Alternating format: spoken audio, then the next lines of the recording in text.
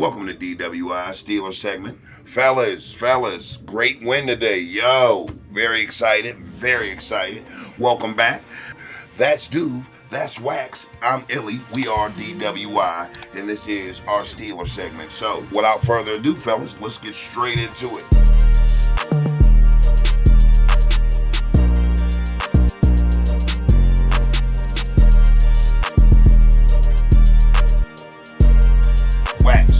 Yo, how you feeling about that win today, man? Man, I'm happy with the win, man. I can't even complain about too much. I mean, it's me, so I'm going to complain a little bit. Right. But I'm happy with the win, man. I mean, do you feel like they played great ball today? Because you did say that you wanted them to put their foot on the gas and keep moving. I mean, 44 points? Yeah. That ain't nothing to bat an eye at, brother. So. No, it's not. But the downer is... Cincinnati had 38. So True. We started to come back at the end, which kind of had me on the edge of my seat. Right. We just got to tighten up. Right. Now, dude, how you feeling about this win today, man? I mean, I feel good about it. I'll take a win all day. Like the defense, Cincinnati's a good team. Offensively, they're a great offensive team. So you're going to give up points to them. So I'm just glad Russell Wilson was able to, he was throwing some dimes out there, man. Russell Wilson had a really good game, so I was happy with the win. Now, we was coming into today's game at an 8-3 record. These brothers was coming in at 4-7. Was you worried at all? After that first interception, that pick six that he threw, I was kind of nervous. I'm like, here we go with this shit. Right. But they kept it going. The offense kept staying on rhythm. They kept, keeping up with the chains, so I was cool with that. Man, I felt like it was a shootout today, man. It was. To be totally honest, yo, I was nervous as fuck. I mean, I didn't get to the point where I started biting my nails nervous, but I seen that they were clicking on all cylinders as we were as well. Right. But I do want to say this. Nah, you know what? Screw it. Scrap it. Hey, fellas, take your headphones off. We ain't saying nothing. Wax, dude. Go ahead, take them off. Take them off, seriously. Why? Because I need them to do three things. And if they ain't going to be doing it, because, granted, I love the show. I love what we do here. But in order to keep the algorithms in order, we got to have them out there interacting with us. Right. I mean, it's almost like they're afraid to. So if you're scared, I'm going to say it for you. I need you to do three things. What's that? I need them to like, share, and subscribe. Now, I'm going to put these headphones back on because I hear somebody in the back right now telling me to put my headphones on because we're live. But I'm doing this disgruntled and begrudgingly. So now, fellas, matter of fact, before we get into that, I think you need them to do something as well. Yeah, get in that comment section. Okay. Let us know what you feel about this game. But I will say this. It was one of those type of games that I knew we had to win. It was a must-win. So I felt like we was going to win it. But I was nervous because they was putting so much urgency on their offense. Mm-hmm. The boy Burrows, he had a fantastic game, man. He passed for over 300 yards today, man. Yeah. Higgins and Chase, they both put on a show. It was almost like a classic pitch and catch clinic that they was having in Cincinnati today. And then if it wasn't them, it was their tight ends coming through, right, catching like big first downs and shit. Right. You know what I mean? Because like we usually, we'd hold them to like a third and, manageable.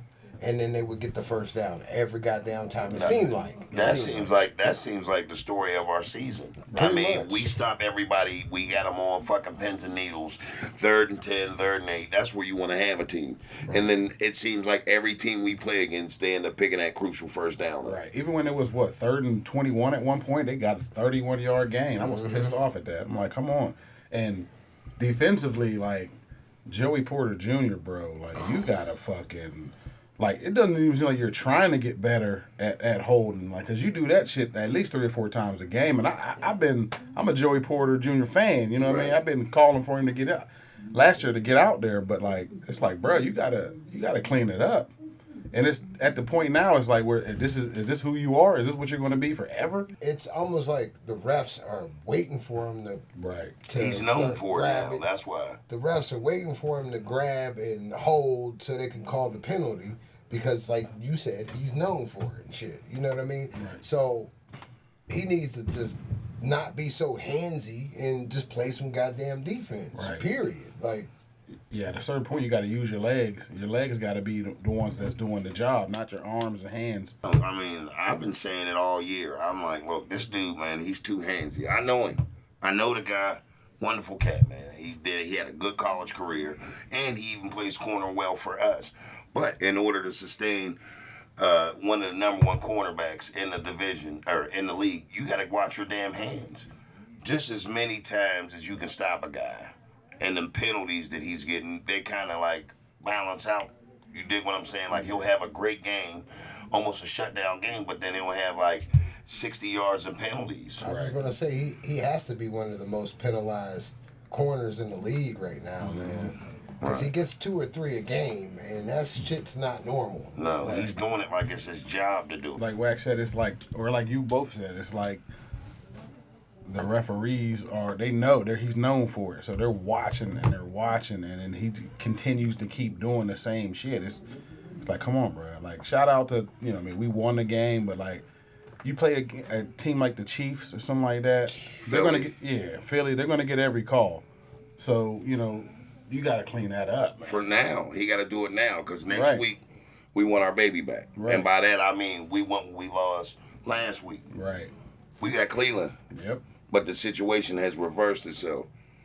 They come to our crib. Right. We playing in front of our crowd. You dig what I'm saying? And I knew it was going to be a rough game playing in that dog pound. Right. It always is, man. It's a fucking dog fight. But I will say this. Playing in front of our home team, that means a lot. There's a lot of elements in the air, Wax. Yeah. You dig what I'm saying? There's a whole different dimension when you playing, Acrisure Stadium. Right. It's one of those type of places where you feel the old spirits of the yesteryear. You feel the Mean Joe Green. You feel the Rocky Blyer. You feel, you know what I mean, that damn... The history of our squad. Exactly, man. You feel the greats that played before you. You feel Palomalu somewhere floating around in that stadium. Shit, and half of them be there every home game. You know what I mean? So with that being said, man, it's a whole different element. So with that, we're going to capitalize from this win, and we need that energy to focus into next week. Right. So what did y'all feel about coming back to this game? What did y'all feel about Russell Wilson this week? I felt that he fucking had probably one of the best games that he's ever had, not only as a Steeler but in his career. Right. I mean, the brother went over 400 yards passing. Now, like y'all said at the beginning of the podcast, he did have a pick six. Right. Which wasn't his fault. Right. It was kind of George fell, and it was just how that shit happened. Yeah, that's football. I agree. It's football. Yeah, I agree. He had a good game. 414 yards passing. He didn't take too many bad sacks. You figured a half of 1,000 yards passing in one game. Yeah. If your stats aren't padded after today, I don't know what the fuck you want. I'd be like Tyrese at this point. What more do you want from me? Mm-hmm. Right. Because the brother definitely showed up and showed out today. Right. We seen that he came to play.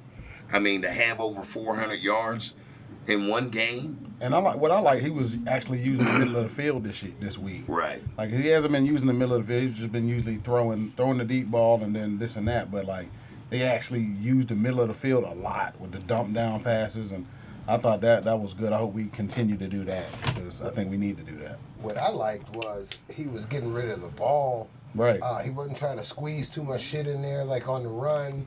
And even though he would throw it to the receiver, he would throw it in the dirt so they wouldn't, A, catch the ball and get fucked up, or B, throw a pick. You know what I mean? And, like, he had, like, a nice little timer going on. He was getting the ball out of his hands fast. Right. I think he did take, 1 or 2 sacks? Yeah. But I'll take it. You know what I mean? I mean, I'll say this. For the brother only missing 9 passes out of 38, yeah, he did his thing, man. He's going to be all through Sports Center. Yeah. They're going to be riding this shit all week. Oh, yeah. They're going to be on this motherfucking coattail riding it. Yeah. But what I would like to point out is everyone got involved today.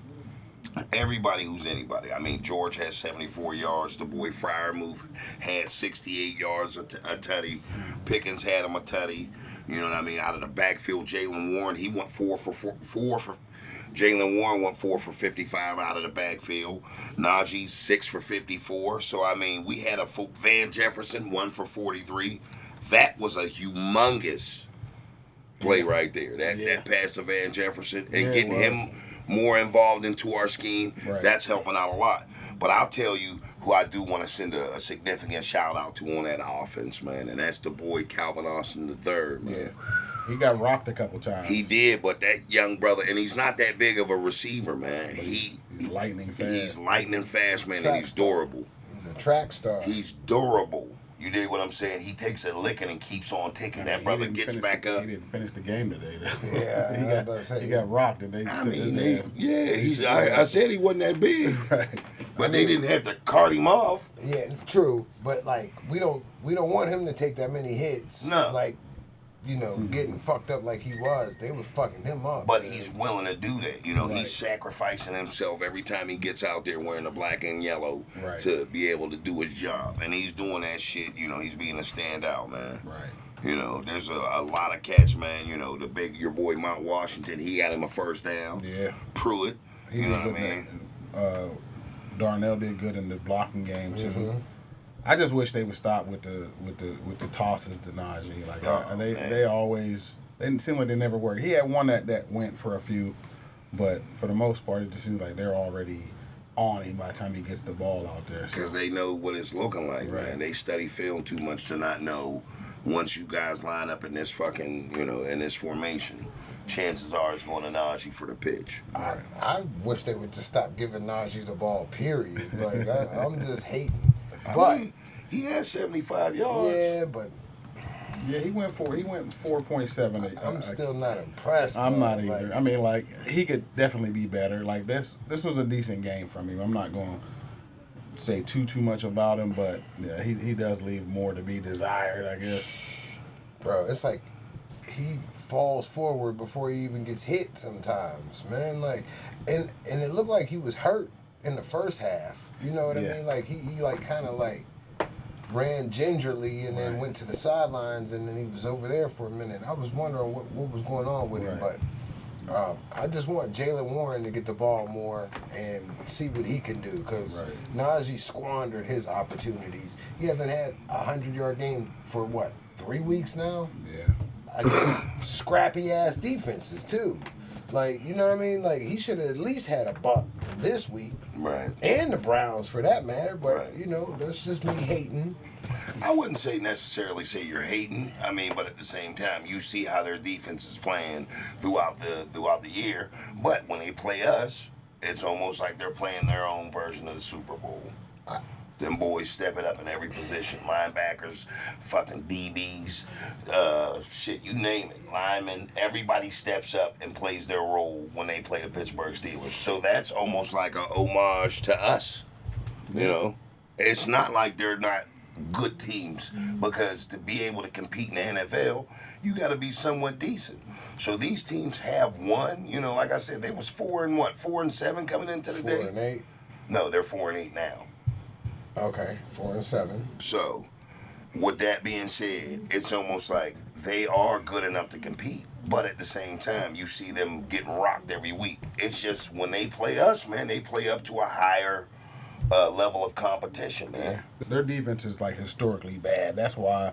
I mean, they put up numbers every week, but Yeah. their defense gives up more than they put up What every I'm week. saying. And you want to feel like, well, why is it us that always has to deal with the brunt of that? And I'll give you your credit. They do come to play us every time we play them. But that's not an excuse. Like, Right. I could understand if he had a bunch of 100-yard games until we played them. Right. But like it's not like he's mediocre at best, and I'm ready for a change in the backfield. Well, you heard what he said, Naj. He said he has to have at least for the remainder of the season a buck a game. That's going to get him to be in better spirits. But I will say this: defensively, there was a couple plays that we came up short on. Yeah. We're normally praising the defense, but the offense paid their weight in gold today because they was able to put up 44. We ain't scored like this since 2018. It's been a It while. was a shootout, like you said. So, was a shootout. I mean, we came up with a few big plays that we really did need, though. So Herbig had the strip sack. Yeah. For the touchdown. T.J. Watt had 2 sacks. Cam came through like he usually does. Cam was rocking shit Cam out was there. hitting niggas. So they came through when they needed to. So I can give them that credit. But the defense, there was a lot of holes in the defense. Yeah. But you're gonna get that when you got one of the best quarterbacks in the league and two of the best receivers in the league. That's just gonna happen. So. And them boys was like fucking Abbott and Costello today. Jamar Chase and Higgins. Right. I mean, shit got ugly at one point in time. I'm like, man, when them motherfuckers cut the shit, right. I wanted to see something happen. I needed 6 banana peels out there on the field, Wax. I mean, but we went up by what, like 13? I think. Bro, you got to figure, it was 24-41. I went and got a sandwich. I came back and sat down. It was like 39-44 or 38-44. I'm tripping. I'm like, I know I wasn't going that damn long, and I took my phone in the kitchen with me, but I just start doing shit, you know what I mean? And then before I knew it, they were behind like damn near a field goal, like 2 field goals. Yeah, they were down by 6. So that right there, I'm like, what the fuck is going on? And I attribute that to what you guys said earlier. It's about Joey Porter and that handsy-ass defense, man. He's giving them boys an opportunity. They're bypassing all them yards, airing the ball out because they know Joey Porter's going to get called for pass interference. That and George Pickens with his dumbass shit today. Yeah. Because he got us penalized. He got 2 personal fouls. Yeah. And he was lucky they didn't throw him out the game. Right. But, that second one wasn't worthy of being tossed. But, he was flirting with a lot of bad shit. One of them stopped us from scoring. Yeah, that one. When we was inside the 10, he caught he caught a beautiful pass. And fucking ruined it all. That was the first one he got, right? No, that was the second one. That was the one where you was talking about where Boswell missed that field goal because we went back, and then no, the first one was whenever he dropped the ball on somebody. Yeah, first one. Was and then the second one, I guess he did he did the gun. But shit. It was after the beautiful catch that he caught was the first one. Remember, he caught the pass, and then he got up and dropped the ball. That was the first one. Yeah. And then the second one was the first one was in the first quarter? Yeah. Okay. Yeah. And then that second one was when he caught it inside the 5, right on the sideline, and then did the gun shit. Here's the thing. And then we got moved back 15 yards, and then Boss got the field goal blocked. I want to ask you this, dude. When has catching the ball, handing it to the referee become old fashioned? I might be old, man. Right. To some of our viewers, I might be an old, OG, right. Unk, as some motherfuckers might call me out there. But I'm not too old to get the hell up after I catch that ball, and I know that I did something fantastic. Right. Wipe my shit off and hand that ball right over. Here you go, Mr. Ref. Go celebrate with your teammates. Yes. You know what I'm saying? Stop the bullshit. And the thing about it is, if somebody else would have did the same thing, they might have got away with it but his thing is kind of the same as Joey Porter. He's known for being a fucking asshole. Right. So it's the refs are waiting for him to do something stupid. Right. And as soon as he does something stupid, they're like, we got you. I mean, you get fined a lot of money, too, on top of that. This is the NFL now, Wax. Yeah. Dude, you got to fucking pay like you wait. Meaning, if you're going to create those dumbass fucking penalties, you have to pay out of your pocket monetarily now. So I would probably guess that he probably racked up about $25,000 to $30,000 worth of fucking fines. Today? Yeah, sorry, Wax. But, I mean, would you want to be able to have to pay that? Yeah, that's... You know how much I could do with $35,000? Shit. Just having, walking around, just, you know what I mean? That's a new bathroom or some shit like that with all the goodies in it, like a pop-up shit from the... I mean, 35 G's ain't nothing to bat an eye on. You lose 35,000 and see what happens. Right. No See matter if how you much ain't money you panicking. got. Right. Let me ask y'all this, he's coming up on his contract. This isn't his last year. Next year's his last year, but they usually try to give the contract before the last year of the contract. Do you sign him to a long-term deal? Yep. For $30 million? Yes, I do. Okay, what about you, Wax? I would, but there'd be some stipulations in Right. that. You can't be acting the front. You can't live the NBA young boy persona for too much longer. Right. You got to grow up. Yeah, you've been in the league for 3 years now? Yeah. It's time to grow up, bro. Right. I understand getting hyped because you made a dope ass catch for scoring and shit, but you have to realize you're gonna affect the team by stupidity. Right. You're not bigger than the team. Right. And I agree though. I would keep him, but like Wax said, with some stipulations. But he's too good of a talent to just let him go. No, you can't let that go. Yeah, so I would sign him, and then if it doesn't work, then I'd try to trade him. I guess maybe try to get some picks for him or something. What I would like to say to these young athletes out there, man, when you do a play or you do something fantastic or spectacular, you know what I mean? Especially our young up and coming, like fresh out of the college that's not been in the NFL or the NBA or any of these major sports. When you make a good play and you're doing something fantastic out there, act like you've been there before. Right. Act like you're going to get there again. You score a touchdown, ain't nothing wrong with celebration, man, but it's just like how they're doing it. Right. You know, they're looking for every little thing to be able to take some money from you. You know, count all your ducklings and keep your shit to yourself. Don't give nobody a reason to take that money off you, because it's your money that you're earning. You're sacrificing your body for it every day, every game, every time you're out there and you strap up that helmet, you're sacrificing your body. Right. So go celebrate with the people that bled with you. You know what I'm saying? Don't worry. If you worry too much about the other side, they don't give a fuck about you. So worry about the people that you put the helmet on for. Worry about the logo on the helmet. Worry about the people that you bled with, that you sweat with. Right. Go celebrate with them. They helped you get that. The people that pay you. That too. Go celebrate with them. Well, one thing's for sure, two things for certain, dude. Once this receiving, running back, quarterback core leaves within the next 5 to 7 years, there's going to be another trio back there. Right. And we're going to have on a whole new slew of jerseys. So while you're out there making your money, make it the best time of your life, man. Right. Make that shit count. Right. You know, you got all your life to lose the money that you've acquired. Don't start losing it now, and then when you leave the NFL, you ain't got nothing to sit back on. Right. Make that money and make it count. You're gonna be thinking about that $35,000. Hell yeah! I should have just gave the ball to the Over ref. dumb shit. Right. Stupid shit. So hopefully, you know, he gets his shit together, because he's too good of a talent. Like he could be one of the best receivers in the league, if not the best, if he just clean up the dumb shit. Right. You know, they're on to you. They're on to you, George. Like they don't, they're watching. They're watching you, George. Right. Say it like Mother Jefferson. George, they're watching you. We're coming to you with the spirit of Mother Jefferson, George. They're watching you, George. Clean up your act. So please, man, for your own sake, man, get your shit, put your poop in a group and get your shit together, man. Right, because we don't want to see you go. Listen, like, to be a legend in the Pittsburgh Steelers organization means you're a fucking legend forever. Especially around here, you can look at all the old dudes. They can always come back and make some money. They're immortalized. Yeah, they can. Even San Antonio Holmes come back and make money. You know what I'm saying? Like, even if you did something great for the Steelers, you can always come back here and make some money, show your face, get some love, and then go back to where the fuck you came from with a little bit more money in your pocket. That motherfucker's in Austin Town, Texas right now with his own chili. Yeah, this is San Antonio Holmes home-cooked chili. Right. That motherfucker come home, put it in a black and yellow can, that motherfucker make millions. And if you do decide to do that, go ahead and send me half the check to 444 Rutler Road. That's 444 Rutler Road.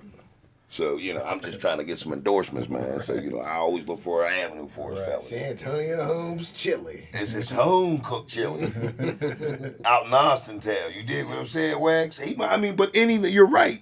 You do something good for the organization, you can come back with your own brand and sell it to the Steelers Nation, and they're going to sell it. They're going to buy. Even crazy-ass Antonio Brown coming back and gets love. Antonio Brown's brownies. Right. With a little bit of that special ingredient. To make you slap the shit out of somebody. Get with Tyson. Money venture. Hey, I'm spitting this shit out there. So if y'all heard it, y'all remember where you heard it here first. And I want mine, because I'm definitely going to sue you if you decide to come up with that, because you ain't talked to me about it, and I put that idea out there in the atmosphere. So people's been sued for less. I think Diddy owes Sting $5,000 an hour for the rest of his life. Right. So if he can sue him for that, I think I can make a little bit of money off of San Antonio's home-cooked chili if they decide to fucking franchise tag that shit. But back to us. And by us, I mean Steeler Nation.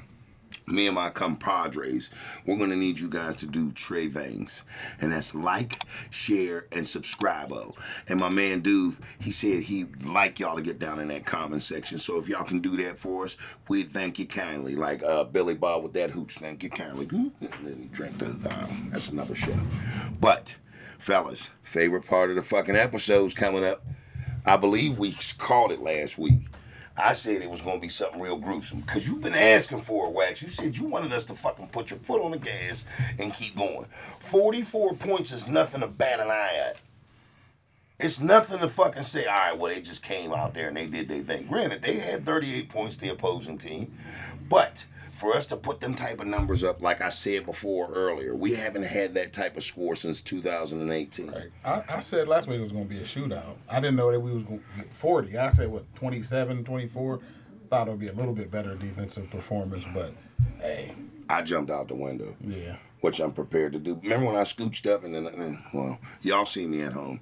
That's because I know what the fuck I'm talking about. I said it before and I'll say it again. I know what it is, and that's what it is because I know it and I'm Illy. So, what y'all got going on ain't got shit to do with what I'm doing because I'm King Kong. Well, how many points did you say they was going to get? You had like 3. You said like 27-3. I know, but I said we was going to score a lot of points. I'm only basing it off of what I said we was going to do. I don't look at the other side, right, dude. So stricken that from the record, Your Honor. Okay, you heard him in the back. Wax, what? I'm gonna ask you first. What's your predictions on this week's game? Now we got Cleveland. No snow, I'm hoping. Because you know motherfuckers start getting all fucking stupid and shit like, it's starting to snow, my feet not working. So 27-20 Steelers. Okay, nice. Ooey Oceanberg. I think we beat that ass this time, so I'm going to go 24-10. 24-10. That's nice. Well, listen, man. I'm always jumping out the window, so with that being said, I'm not going to jump out. I'm going to sit right here and say it from the ledge. And I'm going to say it with my chest out. We going to kick their ass 31-10. Pittsburgh Steelers, Steeler Nation, stand the fuck up when that shit happens. It's going to go across your screen, and you're almost going to think that I'm an empath, which I might be a tiny dash of empath. I might have some empaths. My great-grandmother was an empath. Right. So, you know, it's going to be 35. What did I say, 31-10? Yep, that's what I'm saying. Right. I'm calling it. I'm with it. So, you know, we need both aspects, both factors of the team to show up. We need this one. Oh, yeah. We need them, the rest of them. Yeah, we do. But we really need this one because the Chiefs and the Eagles, it's going to be a coin toss. Baltimore, we got to go to Baltimore. That's going to be a hard one. And we still got Cincy again. So, right. But that's at the crib. And they'll probably, by that time, they'll be down and out. Mm-hmm. Burrow might not even be playing. Chase and them might not even be playing because their season's going to be a wrap by then. So. I'm hoping that they're talking that shit they was talking last year. Like, man, I'm ready to leave. Right. You remember how it got real fucking sticky last year around that time. But this is the one we got it. We got to get this because we wasn't supposed to lose that last one. Those are the ones that's supposed to cushion the fall if we do falter in one of these harder games. So we gotta have that. We gotta have that one. That's why I'm glad we got this one too. Right. I mean, I'm not afraid. I'm going to this, the back half of this season, knowing and saying to myself that I'm not afraid because A, I don't fear shit but God, and B, I know what we can do. We just gotta turn the hell up. Right. We gotta turn up and break the switch. Right. So, with that being said, all good things must come to an end. So I will say this. We're going to come back here next week, dude. What time? Same time. Same place. Okay. Different material. Peace. Peace.